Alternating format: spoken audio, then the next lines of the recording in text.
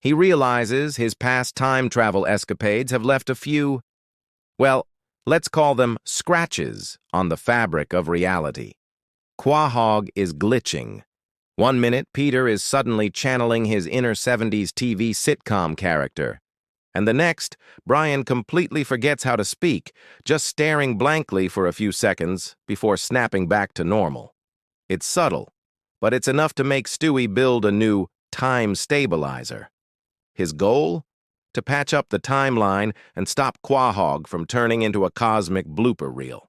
Of course, this is Family Guy, and nothing ever goes according to plan, especially when Peter is involved. Stewie unveils his shiny new device, complete with a very prominent, very enticing, very large red button. And what does this button say? Do not touch. You know where this is going. Peter, in a classic moment of glorious stupidity, sees the button and, well, he does what Peter does best. He presses it. He presses it hard. The moment his finger makes contact, all hell breaks loose. The time stabilizer goes into overdrive, and the Griffin family home is ripped from its foundation and sent hurtling through the space-time continuum. Their first stop? The prehistoric age. Imagine Lois trying to reason with a T-Rex while Peter attempts to teach it how to play fetch with a giant boulder. Brian, naturally, is just complaining about how this is completely messing up his afternoon nap schedule. But it doesn't stop there. Before they can even get their bearings, wham! They're zapped into a new era. This time, it's a medieval kingdom. And here's where things get interesting for Meg. In this timeline, she's not the family punching bag. She's revered as a mystical dragon tamer because a stray pterodactyl from their last stop happened to follow them and now thinks she's its mother. For the first time in her life, Meg is respected, and she is loving every second of it. Peter, meanwhile, is trying to declare himself king, wearing a bucket for a helmet and challenging knights to jousting matches using a pool noodle. Just as Meg is about to be knighted, zap! They're gone again. This time they land in the distant future. Quahog is a chrome-plated metropolis with flying cars and holographic advertisements. And who rules this futuristic society? None other than giant, menacing robot versions of the Griffins themselves. Robot Peter is a tyrannical ruler. Robot Lois is his cold, calculating enforcer. And Robot Stewie is, well, probably even more diabolical. This is where Chris finds his calling. In the future, his obsession with video games makes him a superstar, a pro gamer whose skills are legendary. He's finally cooler than everyone else. Throughout all this chaos, Lois is desperately trying to be the voice of reason. She's studying the patterns, trying to find some logical way to get them back home, all while her husband is living his best life as the self-proclaimed hero of every single time period. Brian is mostly in the corner, meticulously documenting how each temporal jump is further ruining his perfectly curated day. Meanwhile, Stewie is frantically working on the broken time stabilizer. He's covered in grease, muttering about temporal mechanics and flux capacitors. He realizes the device is locked in a chaotic loop, and there's only one way to break it. The reset sequence requires a precise multi-step process. The problem? The final step has to be initiated by Peter, and it requires him to follow a series of simple instructions in order without getting distracted. Stewie looks at his father, who is currently trying to teach a futuristic robot how to do the surfin' bird dance, and lets out a sigh of pure despair. This is his ultimate challenge, getting Peter to actually listen. Somehow, through a combination of bribery, reverse psychology, and probably a few well-aimed laser blasts, Stewie manages to guide Peter through the sequence. He has to tell him not to press the green button to get him to press it, and trick him into thinking the final lever is a beer tap. Miraculously, it works. With a final, blinding flash of light, the timeline snaps back into place. The Griffins find themselves back in their living room. Everything seems normal. The house is intact, the TV is on, and the weird glitches are gone. A collective sigh of relief fills the room. They've done it. They're home. Lois looks around, counting heads. Is everyone okay? she asks. Meg looks disappointed to no longer be a dragon tamer. Chris is bummed he's not a video game god anymore, and Brian just grunts, "Finally, I can get back to my novel." But then, Peter stands up, strikes a dramatic pose, and clears his throat. In a booming, theatrical voice, he declares, "Hark! What light through yonder window breaks? Verily, this humble abode is a sight for sore eyes. Henceforth, I shall be known not as Peter, but as Sir Peter of Quahog, and I demand a flagon of thine finest ale." The family just stares at him, dumbfounded. Stewie face palms. It seems in the final temporal realignment, one tiny fragment of a Shakespearean timeline got stuck. Right in Peter's brain.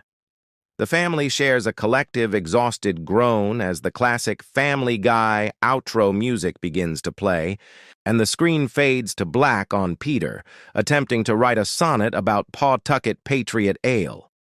What a perfectly unhinged and hilarious concept, right? It captures the essence of the show so well. Let me know in the comments which time period you would have loved to see the Griffins visit. I think a Roaring '20s speakeasy would have been gold. Thanks so much for watching, everyone. If you enjoyed this little trip through time, make sure to hit that like button and definitely subscribe for more deep dives into our favorite animated shows. We'll see you in the next video. Hey everyone, and welcome back to the channel. Today we're diving into a hilarious Family Guy episode that perfectly roasts our modern obsession with internet fame. Imagine this. Brian, our favorite intellectual martini-sipping dog, goes on an epic rant about a truly terrible cup of coffee. Someone records it, it goes viral, and boom. Overnight, Brian is no longer just the Griffin family's pet. He's an internet sensation. Suddenly, Brian is getting invitations to talk shows. Brands are throwing money at him for endorsements, and he starts acting like he's been a Hollywood A-lister for years. The family is completely bewildered. Lois is shaking her head, knowing this can't end well, while Peter, true to form, is just green with envy. He sees Brian's fame and thinks, "Hey, I can do that!" This kicks off Peter's own quest for viral stardom, and let's just say his methods are unconventional. We're talking ridiculous, over-the-top stunts all over Quahog, each one more absurd than the last. Lois tries to be the voice of reason, warning Peter that fame is a double-edged sword, but he's already too deep in his influencer fantasy. He completely ignores her and starts turning the Griffin house into his personal content creator studio, which, as you can guess, is a total disaster. And what about Stewie? Well, where there's an opportunity, there's Stewie. He immediately appoints himself as Brian's manager, complete with a tiny suit and a big commission on every single deal. Stewie starts wheeling and dealing, securing brand partnerships for everything from luxury dog beds to artisanal water bowls. He's a natural, of course, and he's milking this cash cow for all it's worth. Meanwhile, poor Meg sees Brian's new glamorous life and desperately wants in. She tries to join his influencer circle, but Brian, now with a massive ego, completely snubs her. The irony? In one of Brian's carefully crafted influencer videos, Meg accidentally photobombs the background, and her awkward, unintentional appearance becomes an even bigger meme than Brian himself. People are obsessed with the girl in the background, and for a fleeting moment, Meg is more famous than the star of the show. As Brian's fame skyrockets, his ego inflates right along with it. He's no longer the family dog, he's a brand. He starts ignoring everyone, too busy curating his online persona to have time for his actual family. He even ditches Stewie right before a major live stream event, choosing his new celebrity friends over his own manager and, well, his nephew best friend. Stewie is furious, realizing that Brian the influencer is a monster of his own creation. This is the moment everything starts to unravel. Brian, at the peak of his arrogance, is about to learn a very harsh lesson about the internet. You see, the same online crowd that built him up can tear him down just as quickly. And just like that, it happens. A new viral meme, something completely random and stupid, explodes online, and suddenly no one cares about the coffee-ranting dog anymore. Brian is old news. His 15 minutes, or rather his 15 million views, are up. The brand deals dry up, the talk show invites stop coming, and his influencer friends ghost him. He's left with nothing but a bruised ego and a harsh reality check. The internet has moved on, and he's been left behind. The final scene brings us right back to where we started. Brian is on the familiar Griffin family couch, sipping a cup of coffee, looking defeated. He mutters, "Guess I peaked at 15 million views." It's a classic, bittersweet moment. But before things get too sentimental, the camera pans over to Peter, who is still clutching a selfie stick, covered in bandages. With a determined look, he says, "Don't worry, I'm uploading my hospital stunt video tomorrow." And then, we get a classic Family Guy cutaway gag, showing us exactly what that ridiculous stunt was. It's the perfect ending, reminding us that while fame is fleeting, the Griffin's love for chaos is eternal. What a brilliant take on influencer culture, right? It just shows how quickly things can change online and how absurd the chase for viral fame can be. What do you think was the funniest part of this whole storyline? Let me know down in the comments. Thanks so much for watching, and if you enjoyed this breakdown, don't forget to hit that like button and subscribe for more content. We'll see you in the next one. Have you ever wondered what would happen if Lois Griffin, the voice of reason in a house of pure chaos, actually ran the town of Quahog? Well, buckle up, because today we're diving into a fan-made episode concept that explores just that.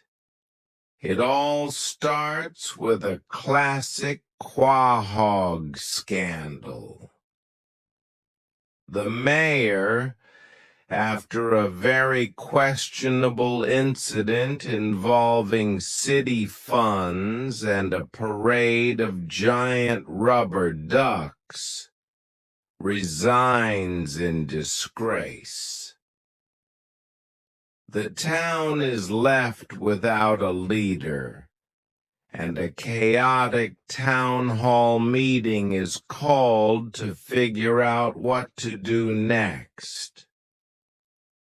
Amidst the shouting and general nonsense, Peter Griffin, in a moment of pure Peterness, stands up and jokingly nominates his own wife, Lois, for mayor. He probably expected a few chuckles and for everyone to move on. But this is Quahog.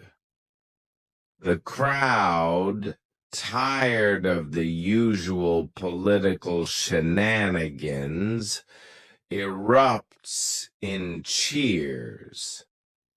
Before anyone can process what's happening, Lois Griffin is swept into office. She is, against all odds, the new mayor of Quahog. Initially, Mayor Lois is a breath of fresh air. She takes the job seriously, a stark contrast to her predecessor. She rolls up her sleeves and gets to work, genuinely trying to improve the town. The parks, once littered with questionable items, are cleaned and sparkling. The roads, notorious for their car-swallowing potholes, are finally fixed. She even lays down the law at home, banning Peter from dipping into the city budget for his ridiculous fun projects, like that time he wanted to build a solid gold statue of himself wrestling a shark. For a moment, it seems like Quahog is on the path to becoming a respectable, functioning city. Lois is a competent, caring leader. But we all know that in the Griffin household, sanity has a very short shelf life. Peter, feeling sidelined and, more importantly, bored, decides to take matters into his own hands. Feeling shut out of the political process, Peter forms what he calls a citizen advisory group. Of course, this group consists of him, Quagmire, Joe, and Cleveland, meeting in their usual booth at the Drunken Clam. Their goal?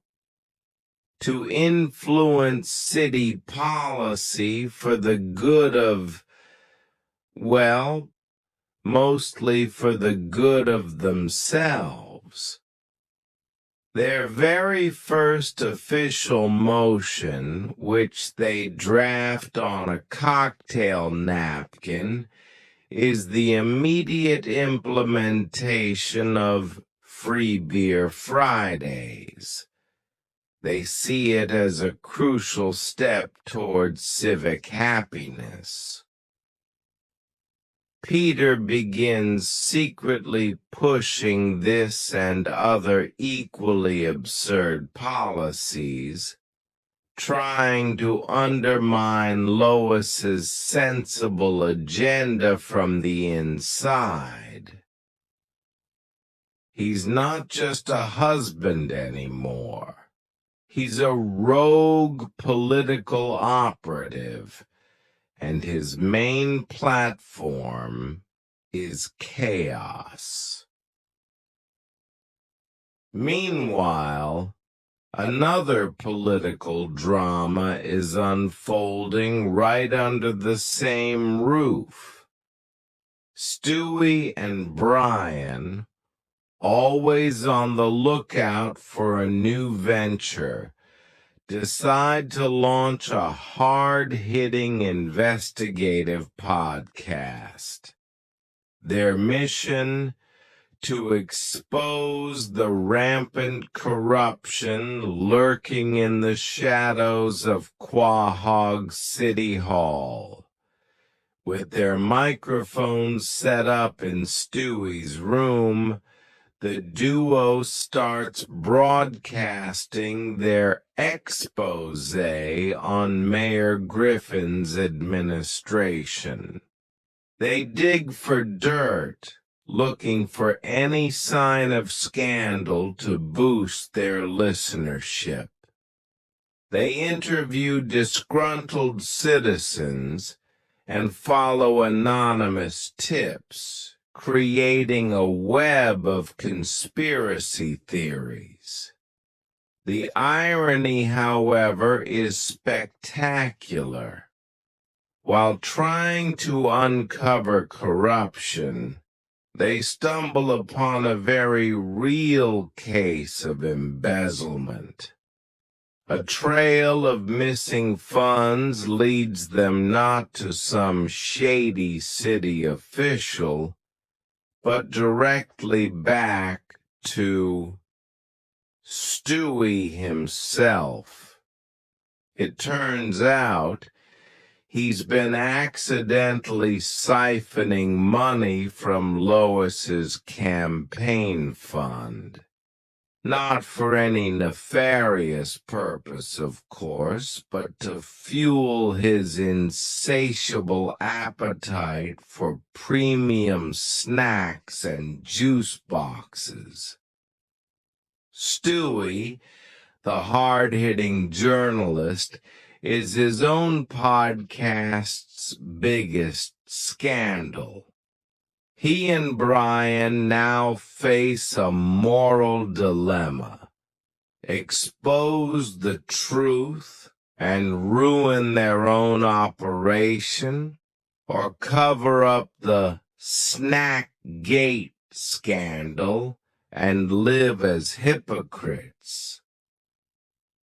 While the rest of the family is embroiled in political intrigue, Meg and Chris are having the time of their lives.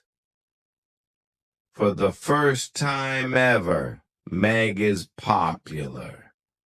As the mayor's daughter, she's suddenly invited to parties, gets the best table at restaurants, and people actually remember her name. She leans into her newfound fame with gusto, enjoying every second of this temporary social victory. Chris, on the other hand, finds his calling in a much different way. Lois, in her quest for a cleaner quahog, launches a citywide anti-littering campaign. And who better to be the face of this campaign than her own son? Chris becomes the official mascot, Trash Can Chris. He's given a giant, cumbersome trash can costume to wear at public events. But Chris being Chris, he becomes a little too attached to his new identity.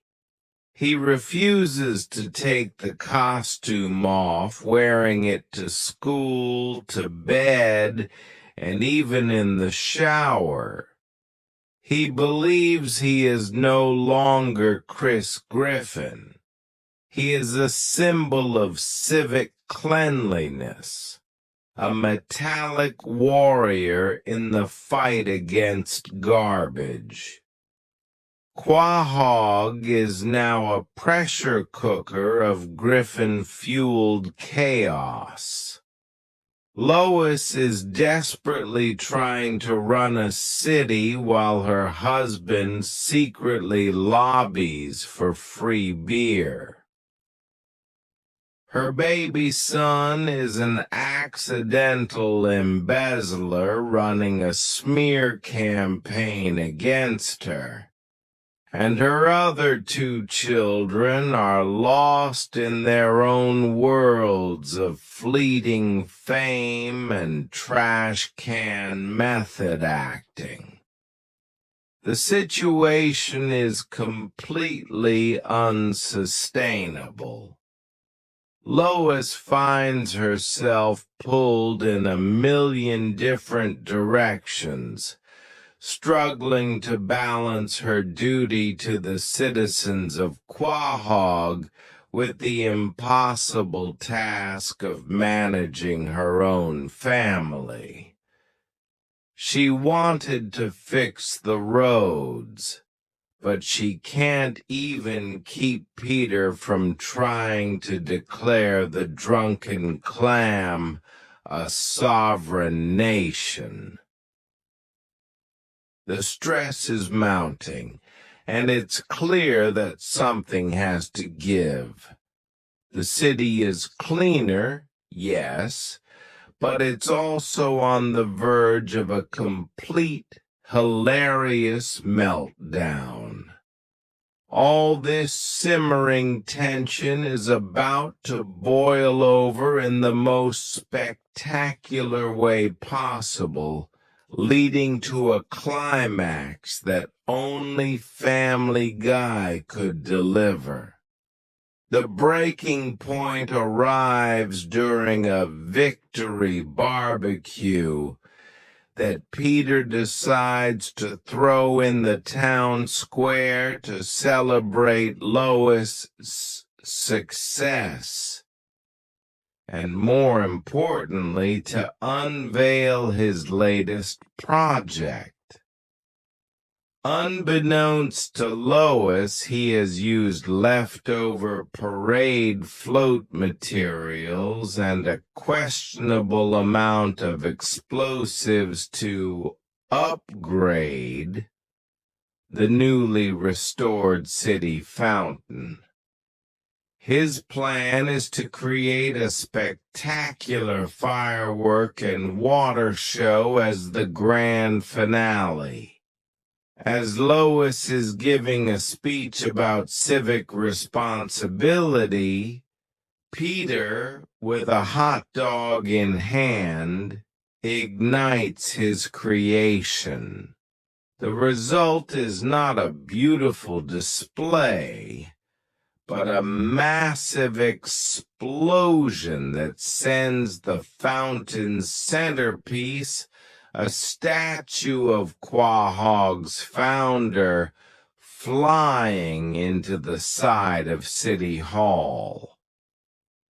The crowd stares in stunned silence, then breaks into panicked screaming as water and debris rain down.